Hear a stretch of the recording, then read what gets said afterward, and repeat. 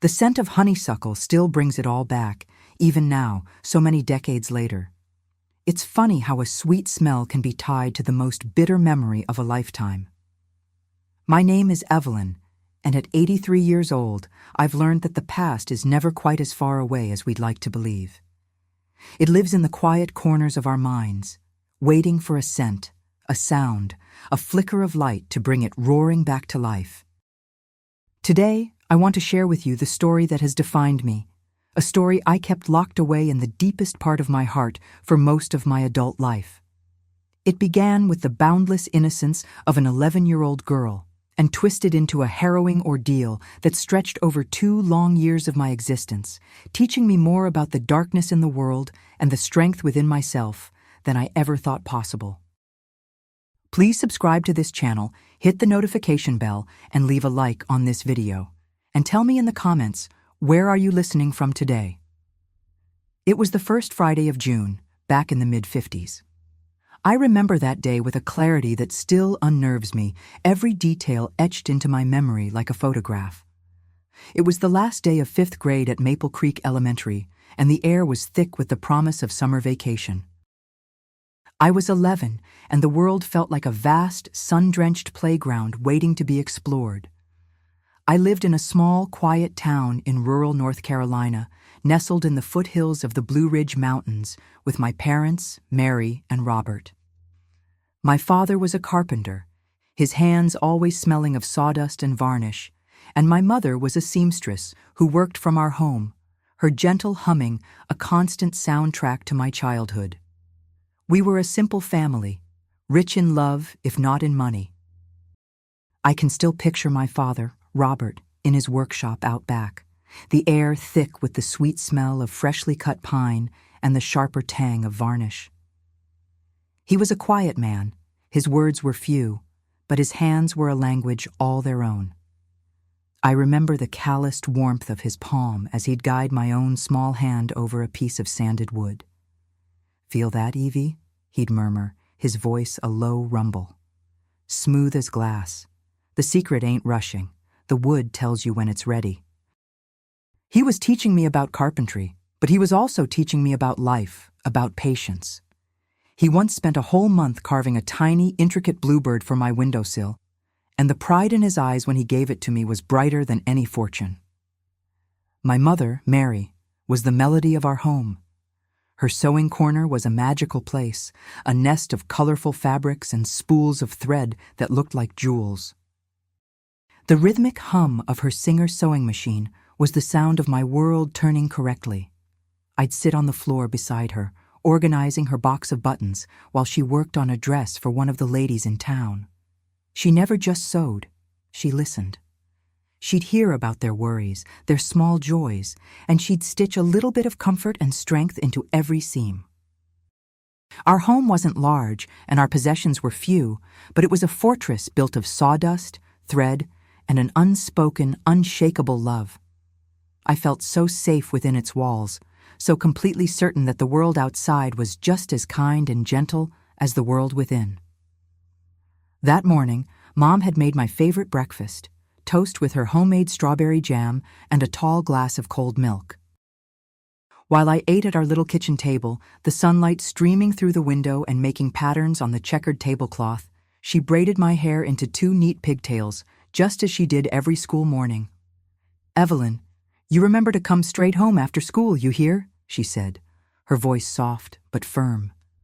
She planted a kiss on my forehead, her lips warm. "This afternoon, we're driving over to visit Grandma Susan." I nodded eagerly, my mouth full of toast. The thought of seeing my grandmother, who lived in the next county over, was the perfect start to the summer.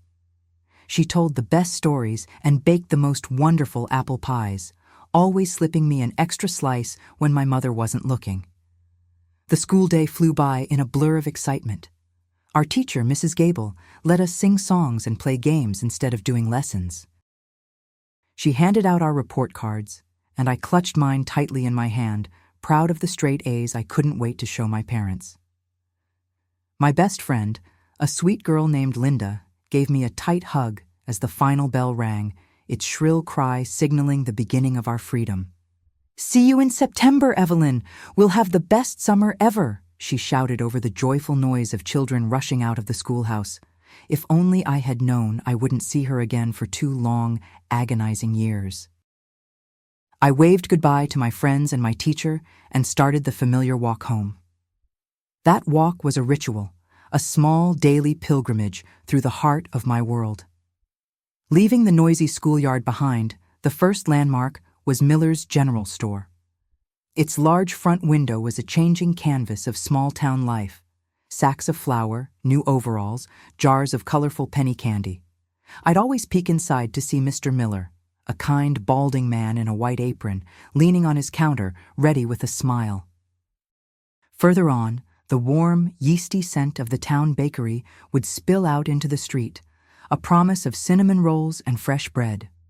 Mrs. Gable, the baker's wife, would often be sweeping her front step, and she'd wave to me with a flour-dusted hand.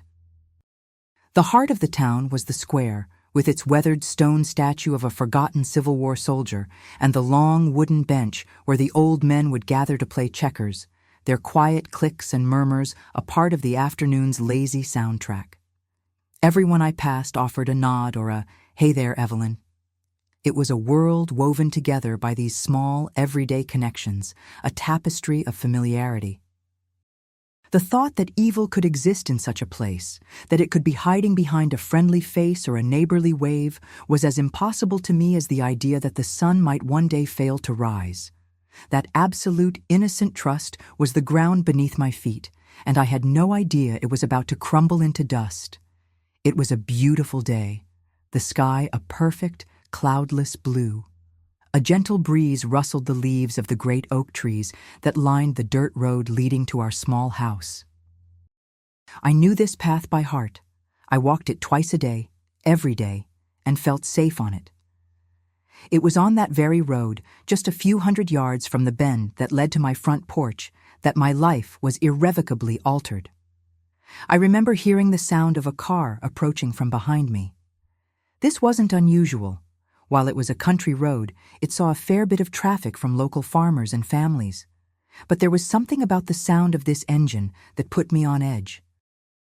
It was moving too slowly, almost as if it were matching my pace. A knot of unease tightened in my stomach. I glanced over my shoulder and saw a dark green Ford Fairlane gleaming in the afternoon sun. A man was behind the wheel. I couldn't see his face clearly because of the sun's glare on the windshield, but I could feel his eyes on me. My heart began to beat a frantic rhythm against my ribs, and I instinctively quickened my steps, my worn-out sneakers kicking up little clouds of red dust. The car sped up too. A small voice inside me screamed, "Run! Run home as fast as you can!" But I was just a child, and my short legs were no match for a V8 engine. The man pulled the car up alongside me and rolled down the passenger window. He had a face I'd never seen before, maybe in his late 30s, with dark, slicked-back hair and cold, empty eyes. He was smiling, but it was a smile that didn't reach his eyes, a smile that made my skin crawl. "Hello there, little lady," he said, his voice trying to sound kind, but there was a strange, hollow quality to it that sent a shiver down my spine. "What's your name?" "Evelyn," I answered automatically, the word out of my mouth before I could remember my mother's constant warnings about not talking to strangers. "That's a lovely name. My name is Arthur. Listen, Evelyn, you know your parents, right?" The question was so odd that it threw me off. "Of course I do." "Good. Because there's been a bit of a mishap. Your mother is at the clinic. She took a bad fall, and she sent me to come and get you. We need to go right away." My world tilted on its axis. My mother, at the clinic? But I had just left her a few hours ago, perfectly fine, humming a tune as she worked on a dress.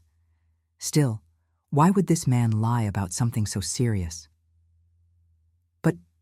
But how did it happen?" I asked, my voice trembling. She was cleaning the high windows and slipped off the ladder. "It's serious. We have to hurry. There's no time to waste." Panic seized me. My mom, my wonderful, strong mother who kissed my forehead that very morning. Without a second thought, without a single shred of doubt, I pulled open the heavy car door and slid onto the vinyl seat. It was the single greatest mistake of my life. The moment I closed the door, Arthur put the car in gear and sped off. But we weren't heading toward the town clinic. We were going in the exact opposite direction, toward the mountains.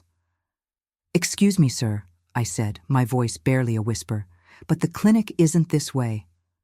"Your mother's been moved to a bigger hospital in another town," he replied curtly, his eyes fixed on the road ahead. His whole demeanor had changed. The thin veneer of kindness was gone, replaced by a tense, grim focus. His hands gripped the steering wheel so tightly his knuckles were white. Something was terribly wrong. "I want to get out," I said, my hand fumbling for the door handle. But it was locked. I couldn't open it. "You can't get out now, child. We're in the middle of the road." "Stop the car! I want to get out!" I started to scream, pounding my small fists against the window. It was then that Arthur turned to look at me, and his face transformed entirely. The mask of civility had vanished completely. His eyes were as cold and hard as river stones, and his smile had become a menacing sneer. "You be quiet, girl, or you'll regret it. Your mother's not in any hospital, there was no accident, and you're not going home today, not tomorrow, not ever." His words were like ice water poured into my veins. I understood then that I had been tricked, that I had fallen into the hands of a man who meant me terrible harm. I began to cry, great, heaving sobs of terror, screaming for help, kicking and beating against the locked doors. But we were far from my town now, climbing a winding mountain road I had never seen before. There was no one to hear my cries. "Your parents are probably looking for you by now, you know," Arthur said with a cruel laugh that echoed in the small car. "They're calling the sheriff, they're crying, they're beside themselves with worry. But they will never find you. Never." Those words shattered what was left of my composure. My parents, my mom, waiting for me to go visit Grandma, my dad, expecting to see my perfect report card that evening. The thought of their pain was a physical blow, worse than any fear for myself. We drove for what felt like hours, through unfamiliar landscapes and towns whose names I didn't know. The sun began to set, painting the sky in shades of orange and purple that seemed to mock the darkness descending upon my life. I kept crying, praying this was all a horrible nightmare from which I would soon awake. But it wasn't a dream. It was the beginning of an ordeal that would steal my childhood and change the very fabric of my soul. We arrived long after dark at an isolated house, hidden deep in the woods, far from any sign of civilization. It looked derelict and forgotten, with boarded-up windows and an overgrown yard full of weeds. Arthur killed the engine, and the sudden silence was deafening. He turned to me, his face a chilling mask in the dim moonlight. "Welcome to your new home, Evelyn. You'll be living here for a long, long time. And if you're a good girl, if you obey me and don't try to run, maybe one day you'll see your parents again. But if you try to escape, if you scream for help, if you don't do as I say—" He paused, and his gaze was so full of malice it made me stop breathing. "Well, let's just say your mother and father will receive a very unpleasant visit." I knew he wasn't bluffing. This man was dangerous, not just to me, but to the people I loved most in the world. He was using them as a weapon against me. I got out of the car, my legs trembling so badly I could barely stand. Arthur grabbed my arm, his grip not painful but firm enough to communicate that there was no escape, and dragged me toward the dark house. He unlocked the front door and pushed me inside. The house was pitch black and smelled of dampness and decay. He lit a single kerosene lamp, and in its flickering glow, I saw we were in a sparse room with nothing but a rickety table, 2 chairs, and a threadbare sofa. "Your new life starts tomorrow," he said, his voice flat and devoid of any emotion. "Forget you're Evelyn, the daughter of Mary and Robert. From now on, you're just mine." He locked me in a small, windowless room at the back of the house. There was nothing in it but a thin, lumpy mattress on the floor. I heard the sound of a key turning in the lock, followed by the heavy thud of a bolt sliding into place. I was a prisoner. I threw myself onto the mattress and cried for hours, my small body shaking with sobs, calling out for my mom and dad, hoping against hope that someone, anyone, would hear me. But the only answer that came was the mournful sound of the wind sighing through the pines. The things I was about to discover in that house would change me forever, and would teach me the true brutal meaning of the fight to survive. Chapter 2. That first night was the longest and most terrifying of my life. I lay awake for what felt like an eternity, curled into a tight ball on the dusty mattress, listening to the unfamiliar sounds of the old house. Every creak of the floorboards, every rustle of leaves outside sent a fresh jolt of fear through me. I held my breath, straining to hear the sound of the sheriff's cars, the voices of my parents calling my name, coming to rescue me. But the only sound that reached my ears was the lonely whisper of the wind weaving through the dense, dark woods that surrounded my prison. When exhaustion finally claimed me, I dreamed I was back in my own bed, the colorful patchwork quilt my grandmother had made pulled up to my chin, my mother's soft voice humming a lullaby. The waking world, when it came, was a slap in the face. The stark reality of the bare, musty room, the bolted door, and the crushing weight of my new life crashed down on me with the force of a physical blow. I was still a captive of that terrible man. The next morning, Arthur unlocked the door and entered the room carrying a tin plate with a piece of stale bread and a glass of water. He wore a strange expression, an almost paternal look that was a stark contrast to the menace of the previous day. But I had already learned not to trust his shifting moods. They were just different masks he wore to hide the monster beneath. "Good morning, little Evelyn," he said, forcing a smile that made my stomach churn. "Did you sleep well?" I refused to answer, staring at him with all the hatred an 11-year-old heart could muster. "I understand you're upset," he continued, placing the plate on the floor beside me. "But you need to understand, I don't want to hurt you. All I want is some company. I'm a lonely man, you see, and you're such a sweet, clever little girl." His words were like spiders crawling on my skin. Even as a child, I knew there was something deeply, fundamentally wrong with what he was saying, something twisted and sick. "I want to go home," I managed to say, my voice hoarse from a night of crying. He chuckled, a low, humorless sound. "Home? My dear Evelyn, this is your home now, and I am your new family. The sooner you accept that, the better it will be for you."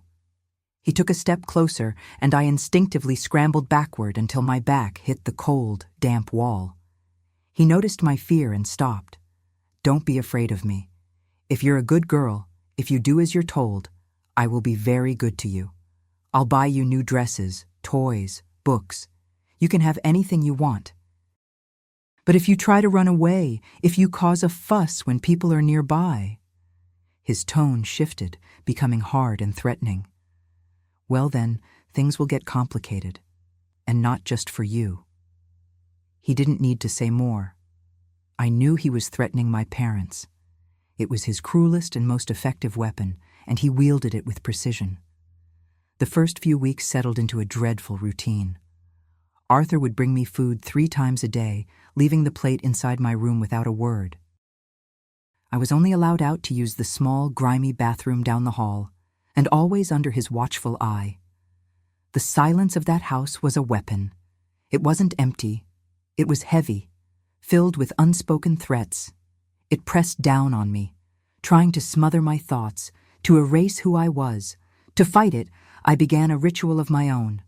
I would close my eyes and rebuild my home in my mind, starting with the front porch and its slightly squeaky 3rd step. I'd walk through every room, touching every object. The worn armchair my father sat in, the chipped teacup my mother loved, my little wooden bluebird on the windowsill. I would recite the Pledge of Allegiance, the states and their capitals, the multiplication tables up to 12, anything to keep the gears of my mind from rusting shut. But I could never fully escape. The sound of Arthur's heavy boots on the floorboards was a constant, terrifying rhythm. I learned to distinguish his moods by his footsteps. Quick and heavy meant he was angry. Slow and shuffling meant he had been drinking. Every creak of the house was a potential danger, every shadow a hiding place for the monster.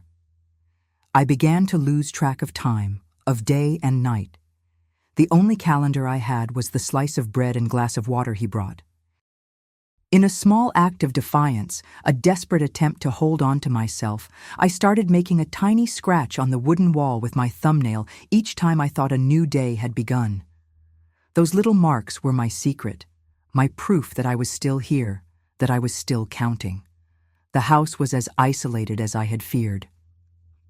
From the bathroom's small barred window, all I could see was an endless ocean of trees and distant hazy mountains. There were no other houses, no roads, no people. There was no one who could help me. In those early weeks, my spirit hadn't yet been broken.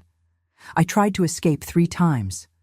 The first time, I managed to slip out of my room when he brought my lunch and almost made it to the front door, but it was bolted shut, and he caught me before I could even try to open it. He dragged me back to my room, not violently, but with a frighteningly calm strength. "Evelyn, don't be foolish," he said, his voice deceptively gentle. "Even if you got out, where would you go? We're in the middle of nowhere. You'd get lost in the woods and starve. Is that what you want?" The second time, I tried to squeeze through the bars of the bathroom window, but they were too close together. The third time, I hid behind the door of my room, hoping to dash out when he entered. But Arthur was always too vigilant, too aware. After my third attempt, his demeanor changed again. The pretense of kindness vanished, replaced by a cold, severe authority. "I see you still haven't understood the situation," he said that evening, his voice flat. "Perhaps it's time you met someone who can explain things to you more clearly." The following day, for the first time since my arrival, Arthur led me out of my room and down a dark, narrow hallway to another locked door. He opened it, and what I saw inside made my blood run cold. It was another room, slightly larger than mine, and sitting on a bed was a girl who looked to be about 18. She was painfully thin and pale, with long, matted hair. But it was her eyes that shocked me the most. They were vacant, lifeless, as if she had witnessed horrors too great for her young soul to bear. "Judith," Arthur said to her, "this is Evelyn. She'll be your new companion." The girl, Judith, looked at me for a brief moment before her gaze drifted back to the barred window, her face a mask of indifference. "Judith has been living here for 7 years," Arthur continued, a smug tone in his voice. "In the beginning, she also tried to run away, just like you. But she eventually understood that it was pointless, and now we're one big, happy family. Isn't that right, Judith?" The girl gave a weak, almost imperceptible nod, but in that fleeting moment, I saw something in her eyes that Arthur missed. A tiny, defiant spark, a flicker of the person she must have been before this hell became her home. "I'll let you two spend some time together," Arthur said. "Judith can explain the rules of the house, but remember, no funny business. I can hear everything." He left the room, but I didn't hear the lock turn. He was likely listening from just outside the door. I sat on my mattress, just watching her. She hadn't moved since Arthur had left, her gaze fixed on the barred window, as if she could see a world beyond it that I couldn't. She seemed carved from ice, so still and unfeeling. I clutched the half-eaten piece of bread from my lunch, a stale, precious thing. My own hunger was a dull ache, but seeing her, so thin and fragile, sparked something else inside me, a memory of my mother packing an extra sandwich in my lunchbox, just in case. A friend had forgotten theirs. With my heart thumping a nervous rhythm against my ribs, I stood and walked quietly over to her. I held out the bread. "You can have the rest," I whispered, my voice barely making a sound. For a long moment she didn't react. Then her head turned slowly, and her empty eyes focused on my offering. I saw a flicker of suspicion in them, a lifetime of distrust. "Why?" she breathed, her voice raspy. "Because," I said, remembering my mother's words, "it's not right for someone to be hungry." It was as if that simple sentence broke a spell. Her frozen expression crumpled, just for a second, revealing a universe of pain beneath. Her hand, trembling slightly, reached out and took the bread. As her fingers brushed against mine, her skin was as cold as a stone. She didn't say thank you, but as she ate, slowly, deliberately, a single tear escaped and traced a path down her dusty cheek. It was the first tear I had seen her shed, and I knew it was the beginning of our story. For several long minutes, Judith and I sat in silence. She continued to stare out the window, and I was too afraid to speak. Finally, she turned to me, her movement slow and deliberate. "How old are you?" she asked, her voice a hoarse whisper, as if from disuse. 11, I replied. A single tear traced a path down her pale cheek. 11, she repeated softly. I was 11 too, when he brought me here. "Have you really been here for 7 years?" I asked, my own voice trembling. She nodded. 7 long years, but listen to me carefully. She leaned closer, her voice dropping even lower. "It's not pointless to escape. You just have to do it the right way, at the right time. And you can't do it alone." My heart, which had felt like a dead weight in my chest for weeks, began to beat with a fragile, renewed hope. Judith hadn't given up. "I've tried many times," she went on, "but he always caught me. The house is too remote, the woods are too thick. But I've learned a lot over the years. I know that once a month he drives into town for supplies. I know he always keeps the car keys in his jacket pocket. And I know there's a dirt track about 2 miles from here that leads to a town called Pine Ridge, about 10 miles away." "Then we can escape together," I whispered excitedly, my eyes shining with a hope I thought I'd lost forever. "It's not that simple, little one. He's become more careful over the years. And besides..." She hesitated, her eyes darting toward the door as if she was about to reveal a terrible secret. "Besides what?" I pressed. "He has help. He's not alone. The last time I tried to escape 2 years ago, I realized there were other people helping him. People who live in the nearby towns and know what he does. People who give him information about little girls who walk home from school alone." The ground seemed to fall away beneath me. If Arthur had accomplices, it meant that even if we managed to escape the house, we could be caught before we ever reached safety. "But then, there's no hope?" I asked, fresh tears welling in my eyes. Judith took my small, cold hands in hers. "There is always hope, Evelyn, always. But we have to be patient. We have to wait for the perfect moment, and most of all, we have to be smart." "What do you mean?" I asked. "He thinks he's broken my spirit. He believes I've accepted my fate. For my own survival, I've let him believe that. But inside, in my heart, I have never stopped planning my escape. I have never stopped watching his habits, memorizing details, looking for a weakness. For the first time since that horrible day on the dirt road, a genuine spark of hope ignited within me. Judith hadn't surrendered, and if she hadn't surrendered after 7 years, then neither would I. "Will you help me?" I asked her, my voice full of a desperate plea. "We will help each other," she replied, her gaze intense. "But you must promise me something. You have to be very, very careful. If he even suspects that we're planning something, the consequences will be terrible. Not just for us." I understood her meaning. He had threatened her family too. We heard his footsteps in the hall, and Judith immediately straightened up, her face reverting to its blank, submissive expression.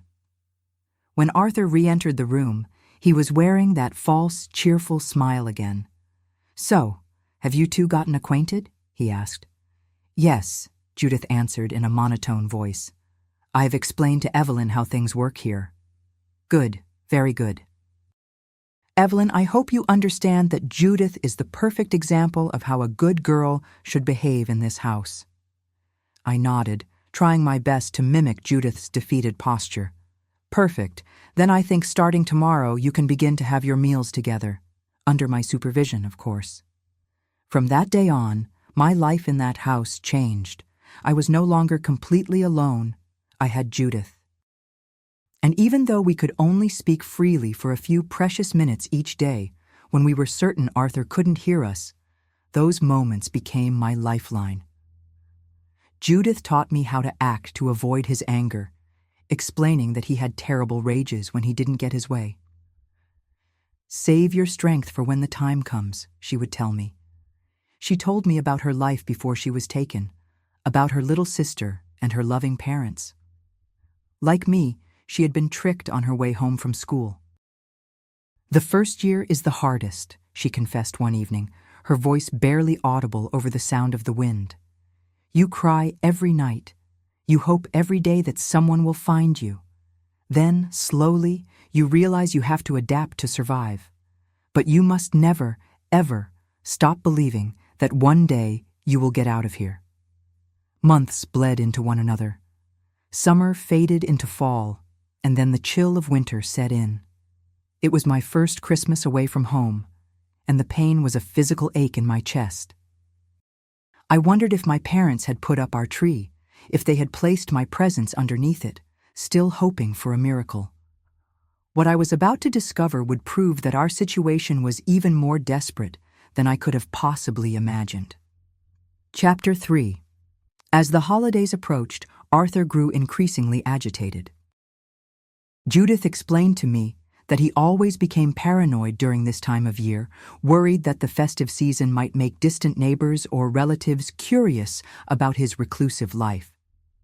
It was during this period of heightened tension that I overheard a conversation that stripped away my last remnants of childish innocence and revealed the true, monstrous nature of our captivity. One evening, as I was eating my meager dinner of soup and bread in my room, I heard voices coming from downstairs.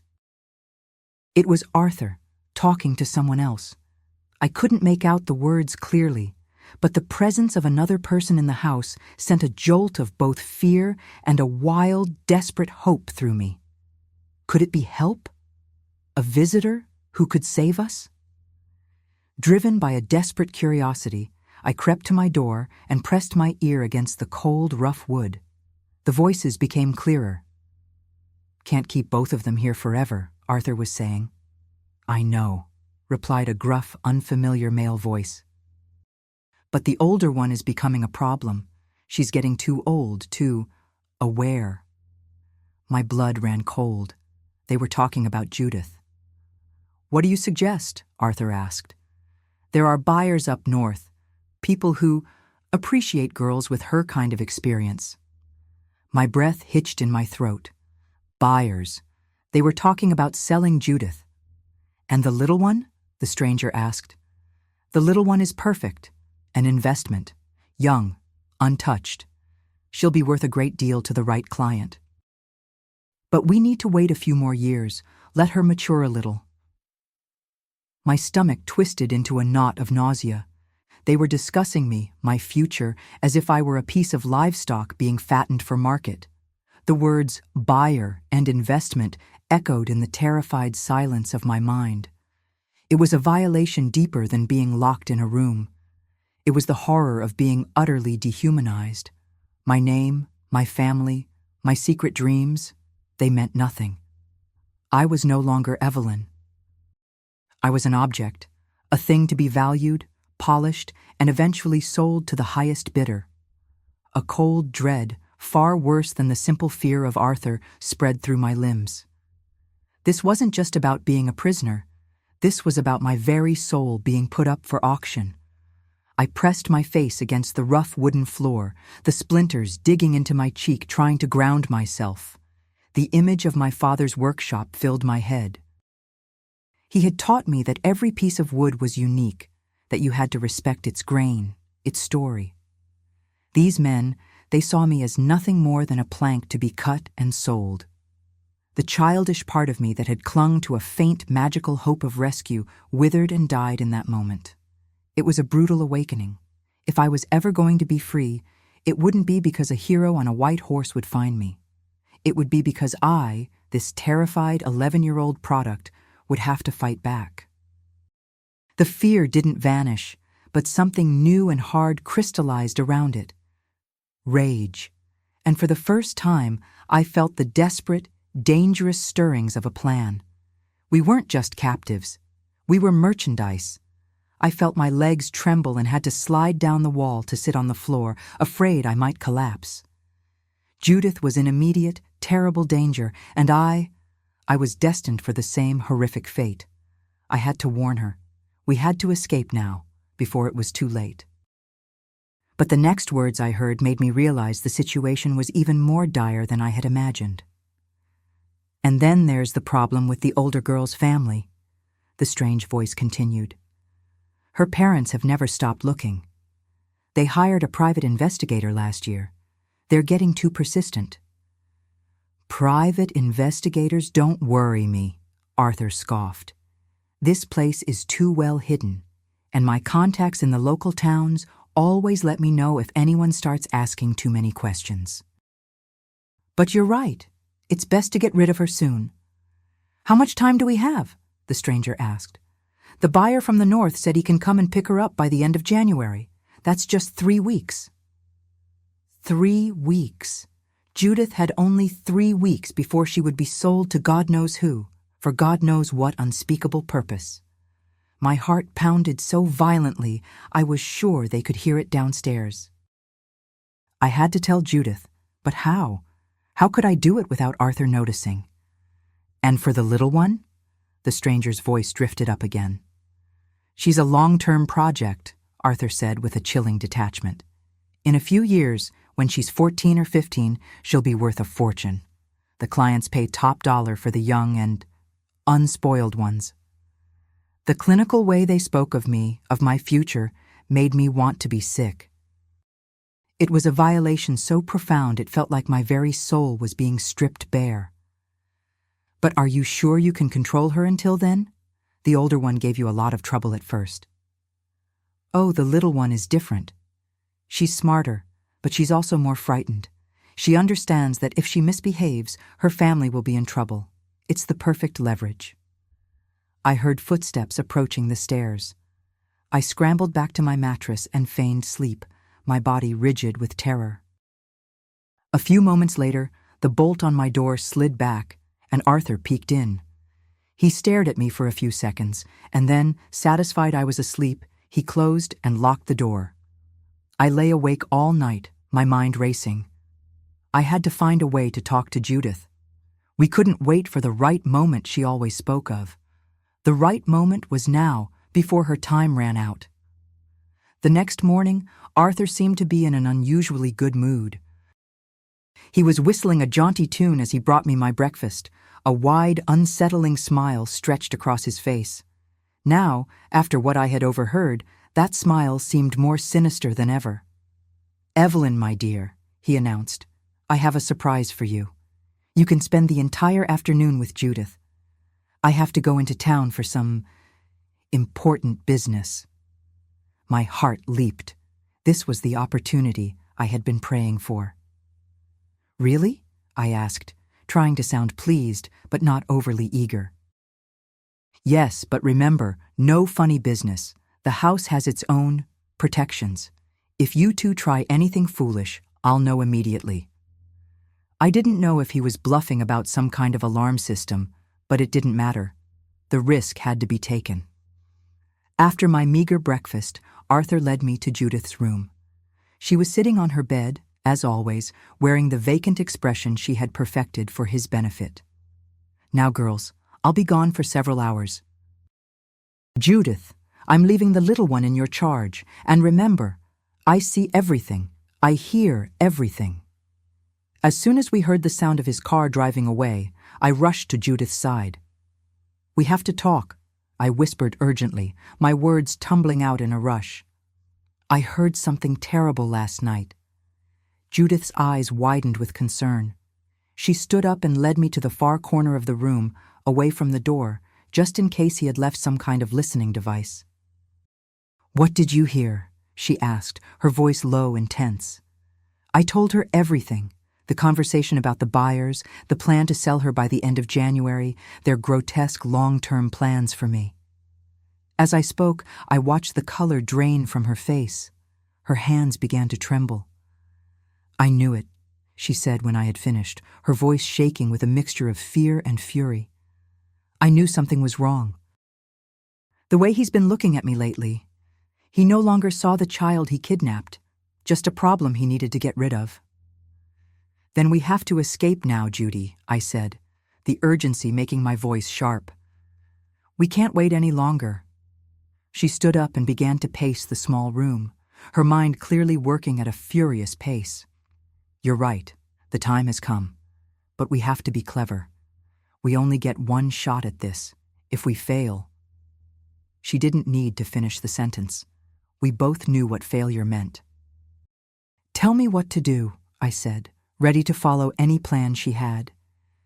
"First, we need to figure out exactly how much time we have. When did he say he'd be back?" "He said he'd be gone for a few hours.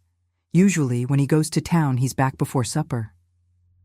Judith glanced at the small, cracked clock on her wall. It was just after 1 in the afternoon. "All right, we have about 5 hours. It's enough if everything goes according to plan." "What plan?" I asked. Judith walked over to her bed and, to my astonishment, began to push it aside. Underneath, a single floorboard was slightly raised. She pried it up with her fingernails, revealing a small, dark cavity beneath the floor. "In 7 years, I haven't just been sitting here feeling sorry for myself," she said, pulling several objects out of the hidden space. I stared in awe at the items she had painstakingly collected: a small paring knife, likely stolen from the kitchen, a flashlight with 2 extra batteries, a bundle of candles and matches, a hand-drawn map of the area, and a small cloth pouch that jingled with the sound of coins. "How did you get all this?" I asked, amazed by her foresight and courage. "I took the knife from the kitchen months ago when he fell asleep in front of the radio after drinking too much. He left the flashlight in the cellar, and I managed to grab it one of the rare times he let me go down there. The money—" She paused, a flush of defiance on her pale cheeks. "I took it from his wallet, a few coins at a time while he slept. Over the years, I've saved up almost $20. It's not much, but it should be enough for 2 bus tickets." "And the map?" I asked. I drew it from memory, from watching out the window and listening to his phone calls. "I know that Pine Ridge is about 10 miles from here. There's a bus station there, with buses that go to bigger cities. If we can get to Pine Ridge, we can get on a bus and call the sheriff from somewhere safe." I was completely in awe of her. For 7 years, she had held on to hope, secretly and methodically planning for this very moment. "But how do we get out of the house? The doors are always locked, and the windows are barred." Judith smiled for the first time since I'd met her. It was a sad, weary smile, but it was full of a fierce, unyielding hope. "I found a way," she said. "Come with me." Chapter 4.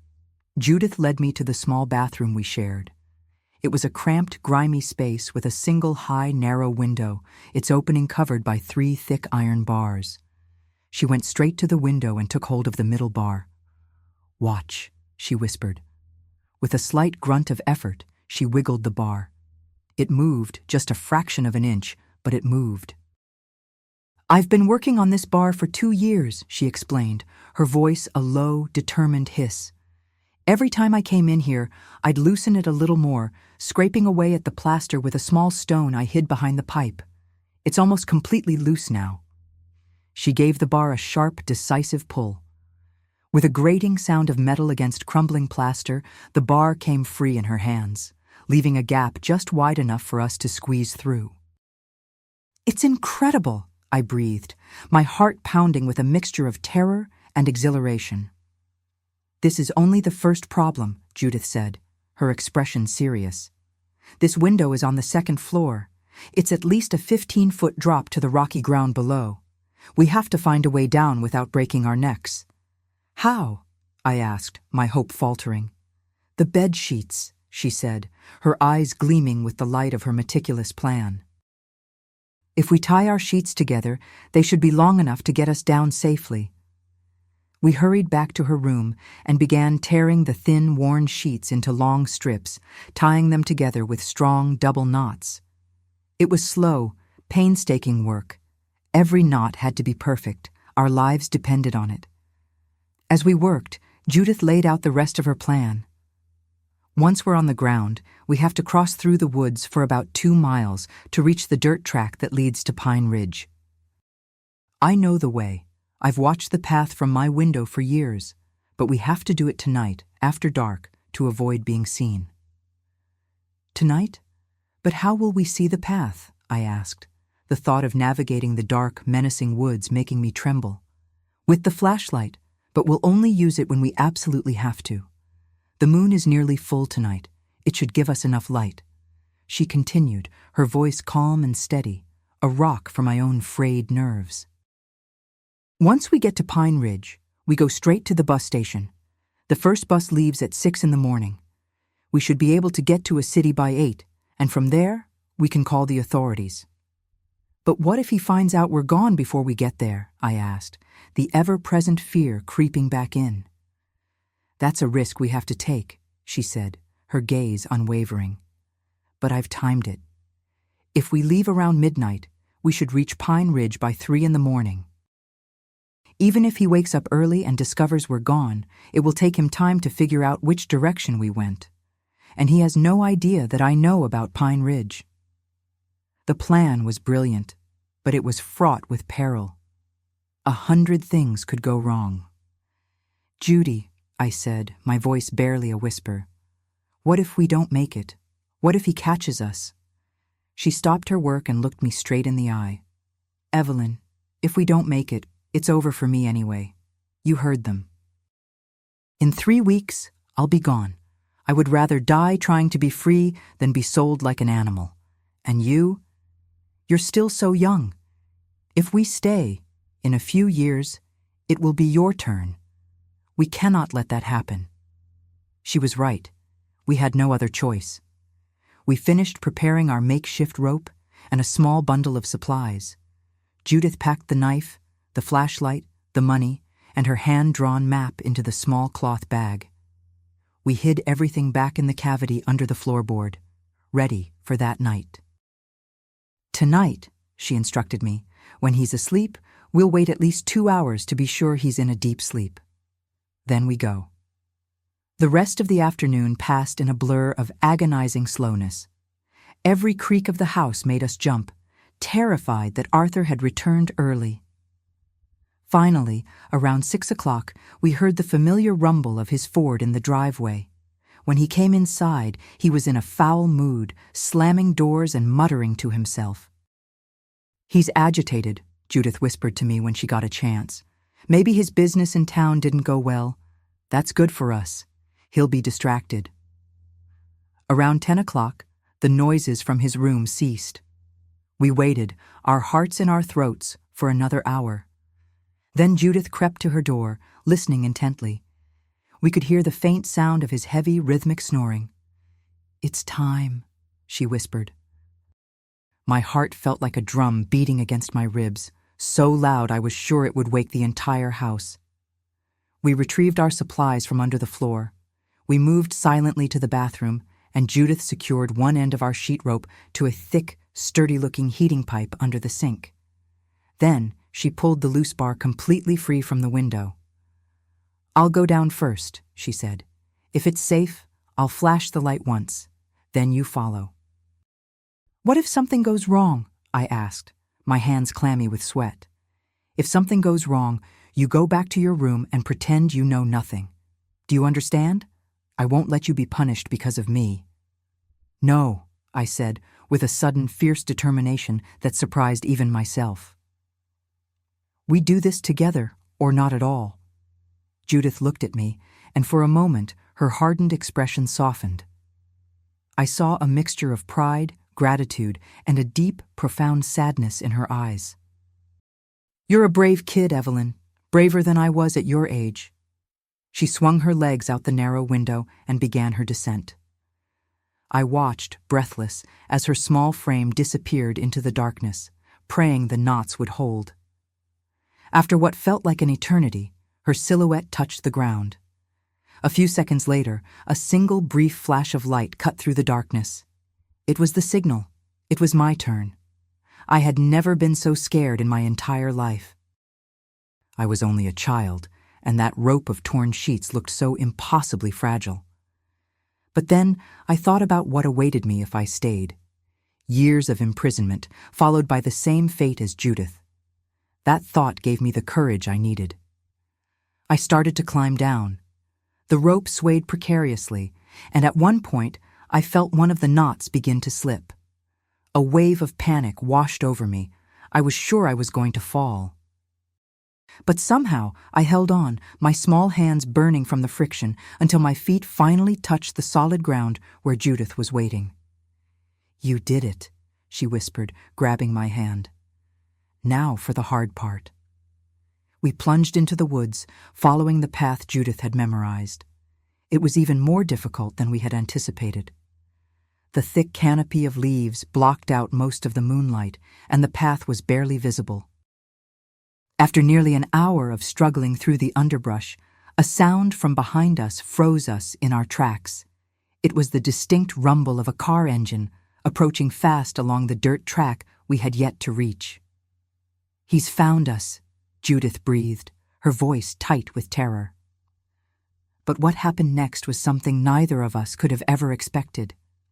The engine grew louder, and the beams of headlights began to slice through the trees. We looked at each other, our faces pale with fear. It seemed impossible that Arthur could have discovered our escape so quickly. "Run!" Judith hissed, pulling me by the hand. "Run and don't look back." We bolted from the path, crashing blindly through the dense woods. The forest at night was a living, breathing entity, and it was not our friend.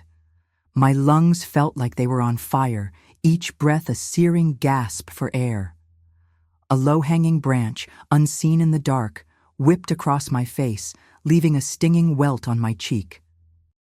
I stumbled on a gnarled root and fell hard, the impact jarring my teeth and scraping my palms raw on the sharp stones of the forest floor. Panic, cold and sharp, seized me. For a split second, I was paralyzed, certain I couldn't go on. The sounds of the woods amplified into a symphony of terror. The hoot of an owl sounded like a warning, the rustle of leaves like the footsteps of our pursuers. Judith's hand was on my arm, pulling me up with a strength that defied her frail appearance. "Get up, Evelyn! Now!" she hissed, her voice a lifeline in the overwhelming darkness. "Pain is temporary. Capture is forever." Her words cut through my fear. We ran on, our feet slipping in the damp earth, our clothes tearing on thorns. Every shadow seemed to hold a threat. Every gust of wind seemed to whisper our names. We weren't just running from Arthur anymore. We were running from the forest itself, a vast, dark maze that seemed determined to swallow us whole. Branches whipped at our faces, and tangled roots seemed to grab at our ankles with every step.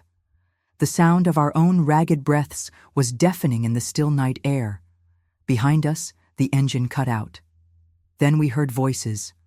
"I'm sure I saw a light moving over here," a man's voice called out, one I didn't recognize.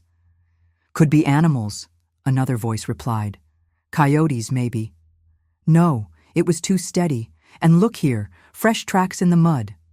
My heart stopped. They had found our trail.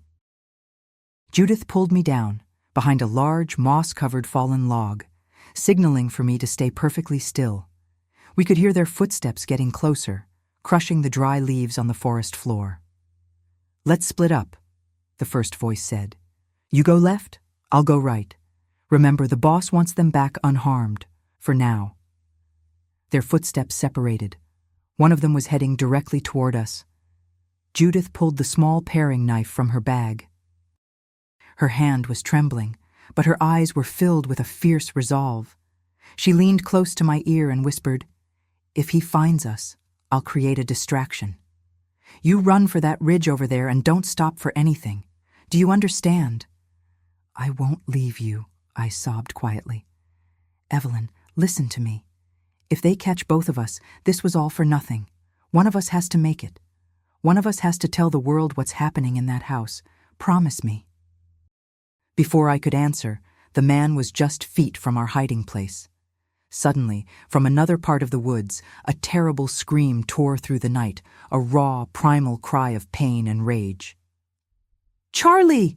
the man near us yelled. "Charlie, what happened?" There was no answer, just an eerie, ringing silence. The man cursed and ran off in the direction of the scream.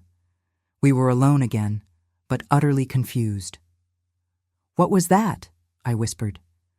We didn't have time to wonder. From the opposite direction, a new figure emerged, and this time I recognized the heavy, deliberate footsteps.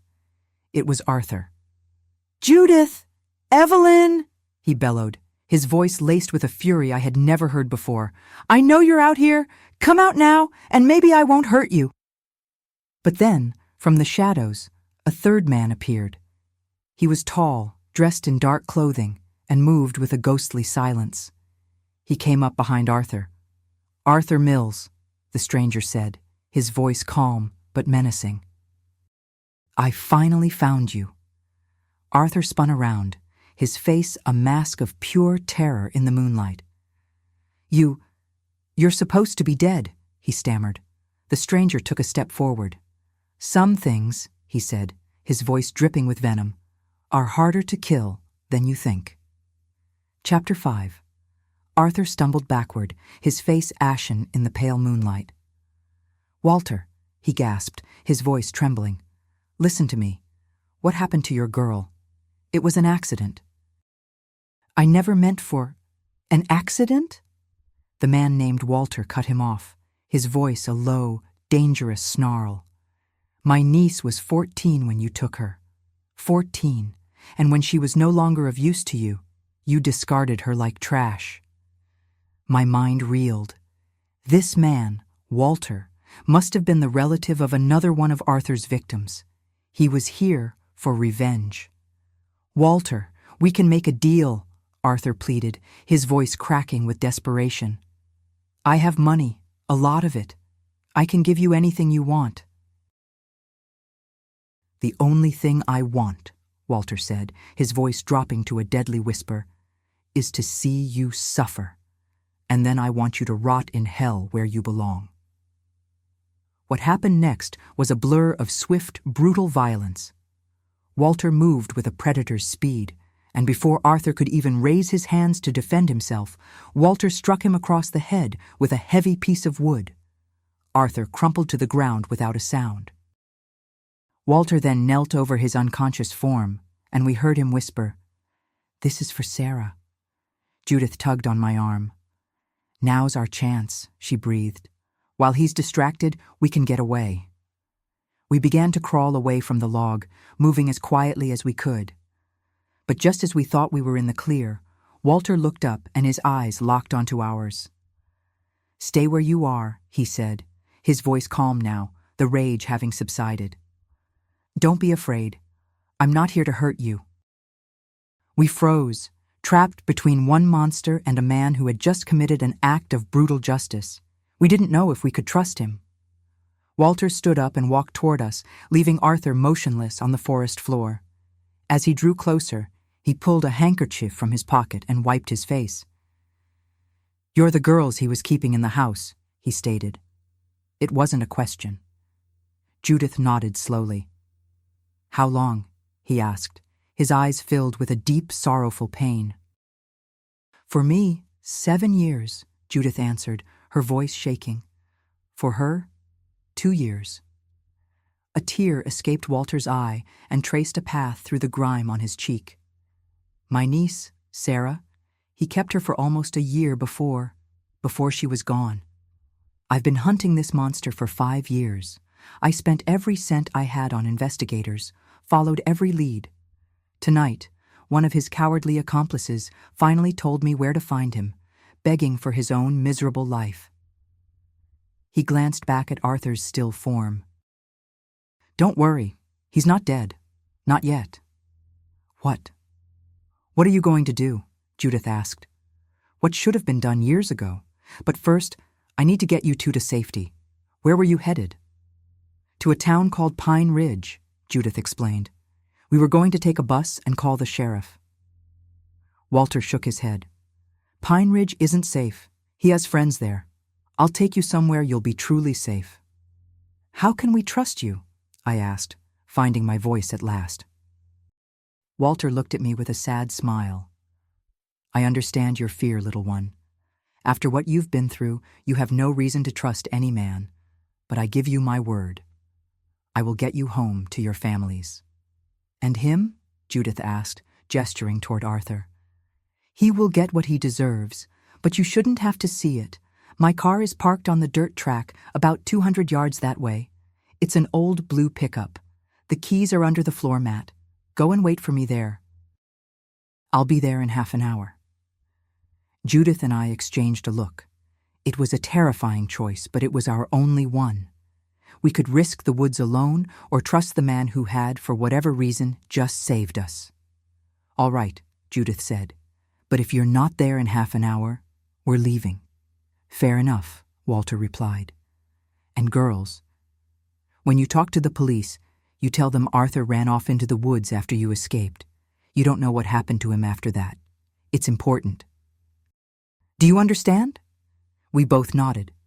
We understood perfectly. He was giving us an alibi while he finished his grim work. We hurried in the direction he had pointed, and as we went, we heard him rouse Arthur from unconsciousness. "Now, my friend," we heard Walter say, "let's talk about Sarah." We didn't wait to hear the rest. The blue pickup was right where he said it would be. We climbed into the cab and waited, the minutes stretching into an eternity. After about 20 minutes, Walter emerged from the woods. He looked different, weary, his shoulders slumped. He got in, started the engine without a word, and drove us away from that horrible place. "It's over," he said after a long silence. "He won't bother you or anyone else ever again." We drove for over an hour until we saw the welcoming lights of a small town. He pulled up in front of the county sheriff's office. "This is where I leave you," he said. "Go inside. Tell them you escaped from a house in the woods and a kind stranger gave you a ride. But don't describe me, and don't ever say my name." He got out and opened our door. "What you've endured will stay with you," he said, his voice heavy with emotion. "But don't let it destroy you. You survived. You're stronger than you know. Now go home." He looked at Judith. "You were incredibly brave. You protected this child. Your family will be so proud." For the first time, I saw Judith cry, silent tears streaming down her face. He then turned to me.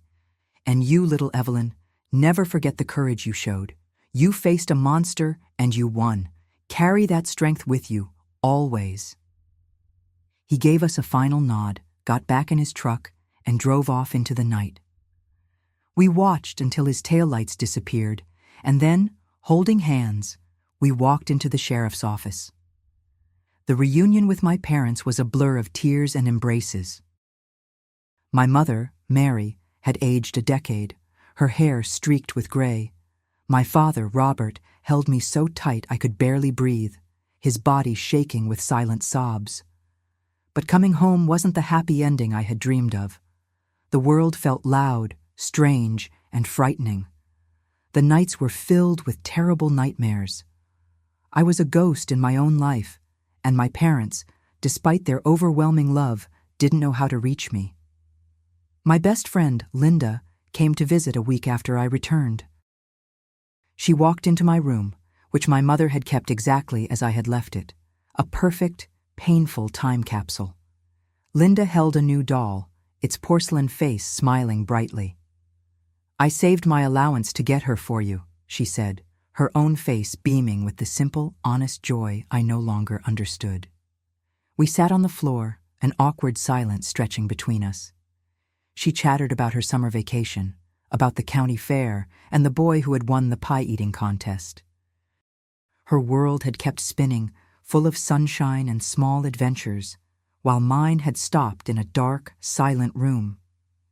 "Do you want to name her?" she asked, pushing the doll towards me. I stared at its unblinking glass eyes. All I could see was the cold, vacant gaze of Judith when I first met her. The thought of playing felt like a betrayal, a lie. I was no longer the girl who named dolls. "I'm tired," I mumbled, turning away.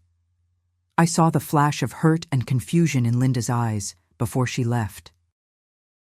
It was the first time I realized that escaping the house was only the first step. Escaping the girl the house had made me into. That was going to be a much longer, lonelier journey.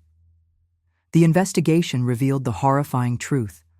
Arthur was part of a network that preyed on small towns, and the sheriff confirmed our worst fears. Arthur had an informant in our very own town, someone who had given him information about me. This knowledge poisoned my homecoming. Who was it? The friendly baker? The mailman? The thought that one of our neighbors had betrayed me was a new kind of terror. About 3 weeks after my return, I received a frantic phone call from Judith. "Evelyn," she said, her voice strained with panic. "I know who it is. I know who the informant in your town is. We have to meet." She told me to come to an abandoned church halfway between our towns. The next afternoon, I lied to my parents and rode my bicycle to the meeting spot, my heart pounding with every turn of the pedals. Judith was waiting for me, looking even thinner and more haunted than before. "I've been having flashbacks," she explained, her words rushing out.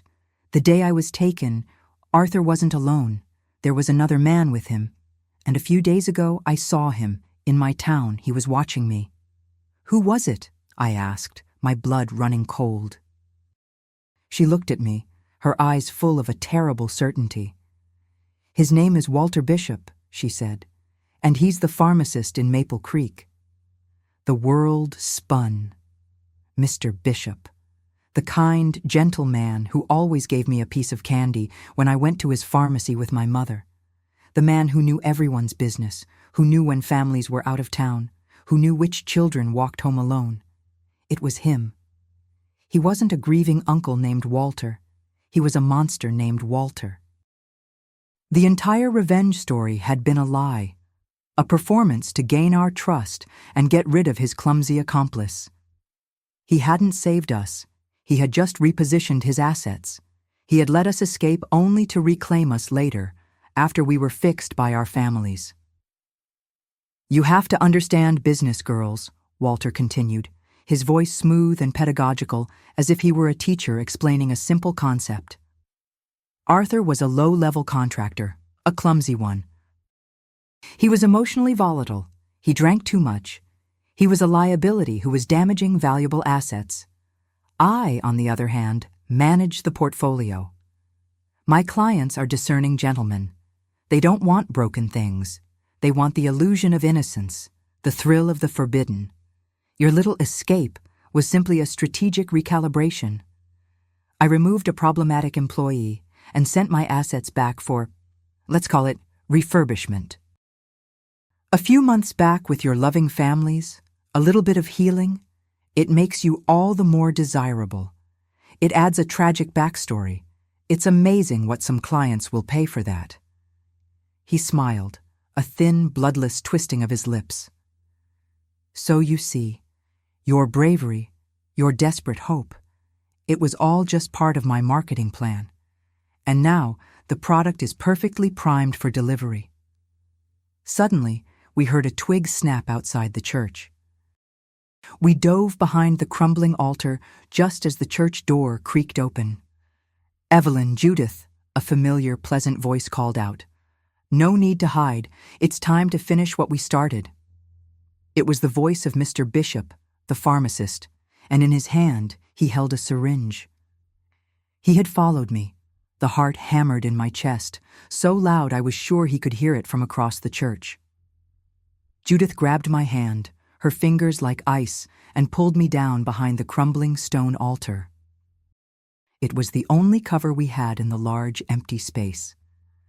"Girls," his voice echoed in the cavernous church, calm and unnervingly pleasant. "There's no need to hide. I know you're there, and I know precisely why you're here. Judith, you have been a very foolish girl."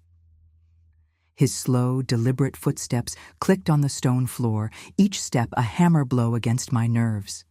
He was walking the perimeter of the room, like a predator circling its cornered prey.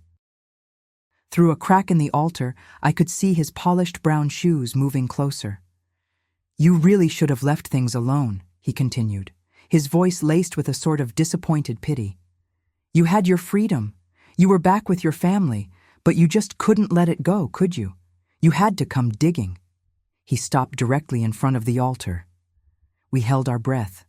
I could feel Judith trembling beside me. "Come on out now. Let's not make this unpleasant." Seeing we had no other choice, Judith rose slowly, pulling me up with her. She stood between me and him, a fragile but defiant shield. His face, the face I had known my whole life as a kind, grandfatherly figure, was now a cold, cruel mask. The smile was the same, but the eyes were different. They were the eyes of a stranger, flat and merciless. "Why?"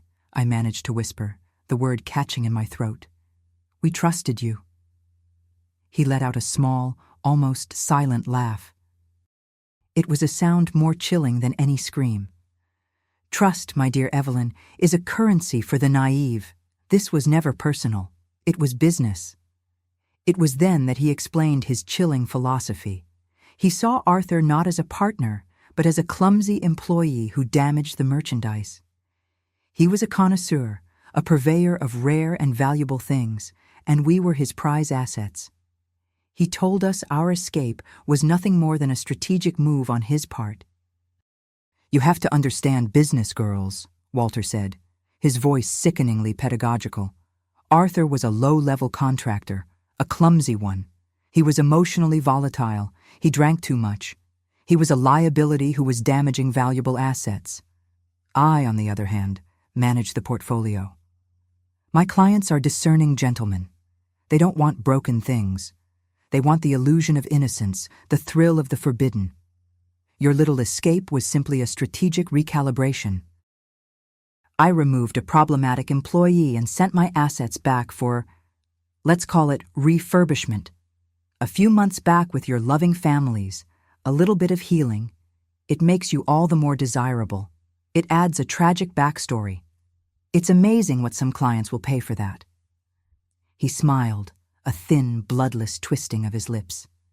"So you see, your bravery, your desperate hope, it was all just part of my marketing plan.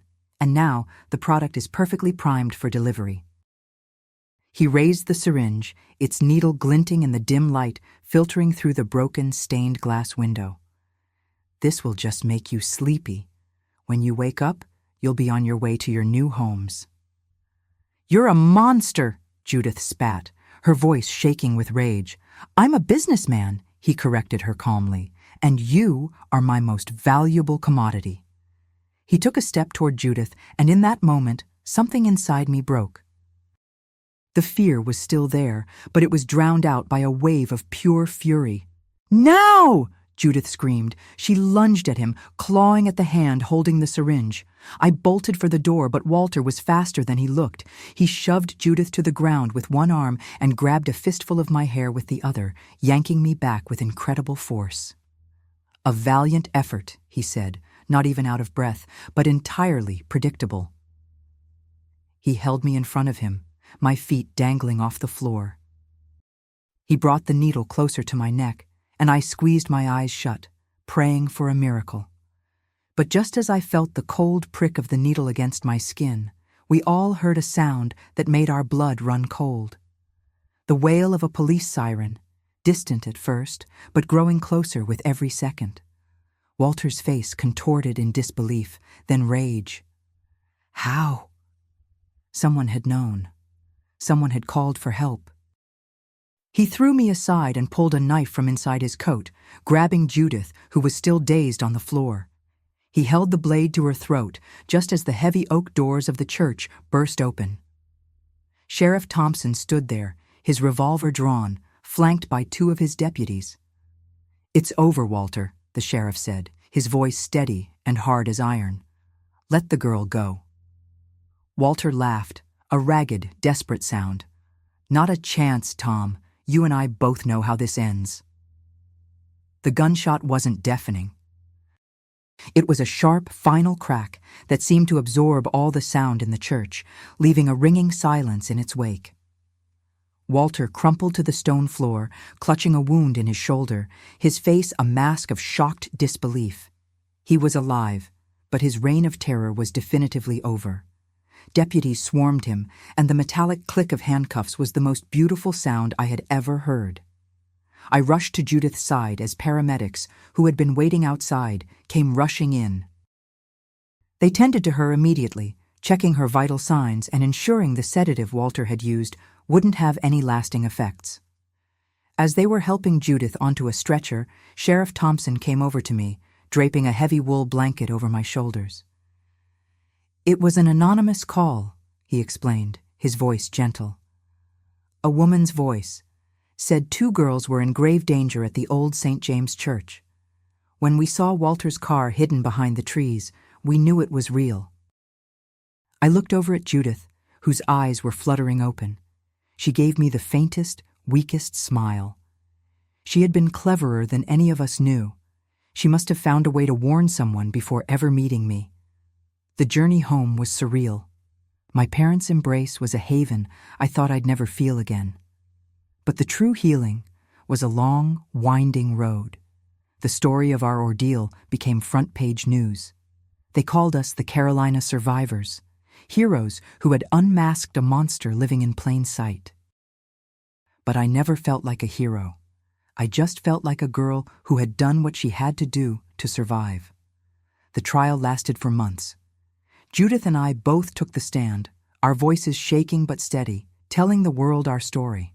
The documents found in a safe, hidden in the back of Walter's pharmacy, laid bare the full extent of his evil network.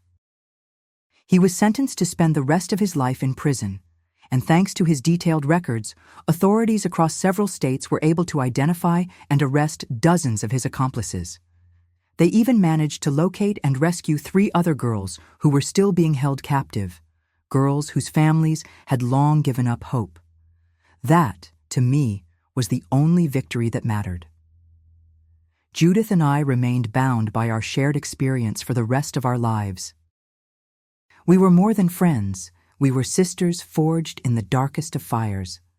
She went on to become a social worker, dedicating her life to helping children who had suffered from difficult family situations. I, in turn, went to law school, driven by a burning need to ensure that the justice system would always fight for the innocent. In the 70s, when we were both grown women, we pooled our resources and founded a nonprofit organization we called the Found Hope Initiative. Our mission was simple: to provide support for the families of missing children and to offer counseling and resources to survivors of abduction and abuse. Over the decades, our small initiative grew into a national organization. We helped reunite hundreds of families, and our work contributed to changing laws to better protect children. Judith passed away from cancer in the late 90s. She fought it with the same quiet, unshakable courage she had shown in that dark house all those years ago. After she was gone, I left my law practice and dedicated myself completely to our foundation. It was what she would have wanted. And so, here I am today, at 83 years old. The little girl who was stolen on a sunny afternoon is now a great-grandmother. The evil that man tried to plant in my soul did not take root. Instead, from that poisoned soil, a lifetime of purpose grew. I think of Judith every day. I think of her resilience, her hope, and the lesson she taught me. That survival isn't just about staying alive. It's about what you do with the life you have been given back. The darkness can wound us, it can change us, but it does not have to win. not if we choose to turn our scars into a beacon of hope for others. Thank you for listening to me today, for allowing me to share with you this intimate chapter of my life. If my story has touched you, please don't hesitate to leave a like on this video and subscribe to this channel to discover other testimonies like mine. And please, share it, because who knows? Maybe someone going through a similar trial right now will find the courage to keep searching, to hope, to believe in the impossible. Tell me in the comments, where are you listening from today? Thank you from the bottom of my heart for listening to me.